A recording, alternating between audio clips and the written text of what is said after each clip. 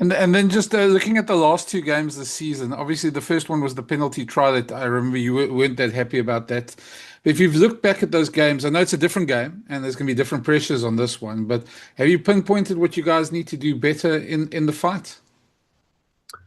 I think that first game was obviously one or two defensive errors. The second game, it was we just didn't exit well. Every time we got points, we knocked a kick. I think we knocked three kickoffs.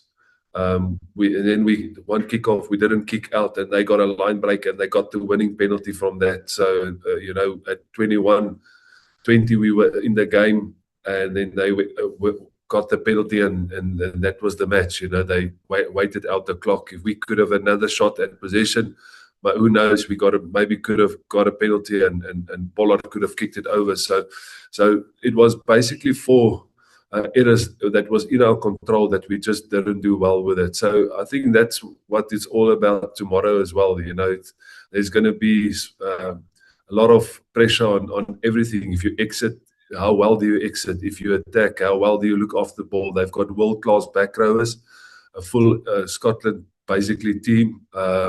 So it's going to be small margins, and that's the things that we learned from those games.